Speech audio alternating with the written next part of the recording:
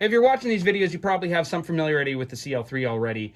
There's kind of three or four main schools of I/O. You've got your Omni in on and Omni outs on this unit, so there's 8 analog in and 8 analog out. You're going to use that sometime. You've got your Dante in and your Dante out, which we use at Nescom to get to Rio racks, which I'll show in a later video, and we use that a lot.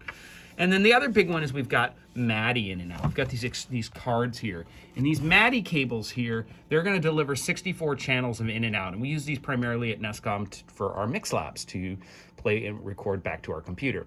And they're connected happily right now. This little green light shows up, meaning it's receiving MIDI from something. It's receiving MIDI from the Pro Tools rig.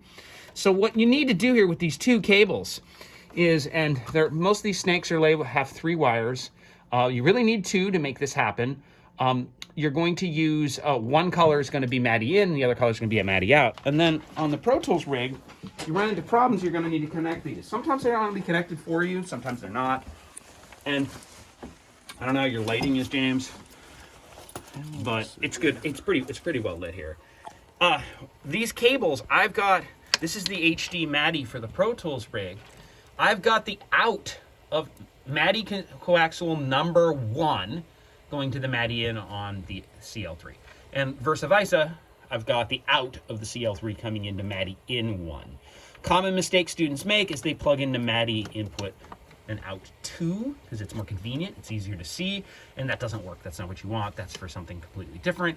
So ignore that. As long as you're going in and out, you're good. Third part of this is sync. You want the Pro Tools rig and the clock inside the console to run at the same speed.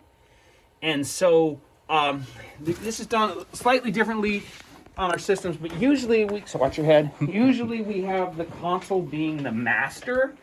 So you can do this in a couple different ways. You can either have clock delivered through the MIDI out signal, or you can have clock delivered from the word clock. So right now I'm using this third cable here delivering word clock over the blue line. Typically, we just have clock delivered on the MIDI output instead, but this video I'm showing you both. And if you go back behind the rig here, you can see, of course, as I said a second ago, clock is being delivered on the out from the CL into the rig, but I also have blue word clock being delivered into the word clock in. And there are multiple word clock ins, which is confusing, but I would recommend if you're going to use word clock, use the Sync HD word clock in. And let's spin around to the front of this whole thing and set clock up. Actually, I don't want to pull that over. Woo! Do-si-do, promenade, all that. Okay, so what we normally do for our mix labs here at Nescom is the console is always the sync master, so you want Pro Tools to chase to it. So we do this with all 3 rigs that we use. And so we need to make Pro Tools be the follower to the CL. So the window you use is under Setup, Session Setup, which is Command 2 on the keypad. And it pops this guy up. And you pick your clock source for your rig right there. Currently, it's set to Sync HD. So what is the Sync HD? Let's go down here. This is the MIDI device, right? This is the HD MIDI. This is what's bringing Pro Tools in and out. But this device is the clock source right now. This is the synchronizer. And they're both clocked together with loop sync. So we got that. We want to go back up here, and we're going to say, yo, Sync HD, let's clock it. But we have to go into this, open up this tab below and say, Sync HD, what are you going to clock to? And right now it's clocking to internal, which is not necessarily a good thing because the console is now traveling its own speed. In fact, if we go over to the console, oh, it just went away. Bummer. There it goes. You'll see these sync errors saying the MIDI coming in on slot 1 is out of time with the clock inside the console.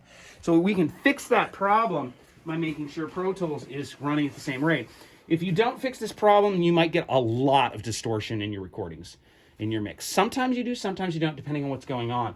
So we need to say, yeah, go clock to the Sync HD, but please clock to the word clock in. And now the whole rig is chasing to word clock from Pro Tools because the Sync HD, who's the master of the rig, is syncing to word clock. Alternatively, you can ignore the Sync HD altogether, and this is what most students do. Just pick a clock source of HD MIDI in. This is just saying ignore the Sync HD, the Pro Tools rig will follow the incoming MIDI signal from the console. So either one of these solutions will achieve the same goal, which is the console will stop yelling at you. While I'm doing this, I just want to show you one more thing. If you go to setup, you have a word clock sync page. And this is where you decide how the console's clocking. In this particular situation, since this is the master, since this is the thing that the Pro Tools is chasing to, we really want it on internal 48K. It's going to internally clock itself. If you had the Rio setup, you may in fact find yourself clocking to Dante. But in this situation, we're just going to internal clock because it's a mix lab and you're just mixing internally. Cool. Thank you.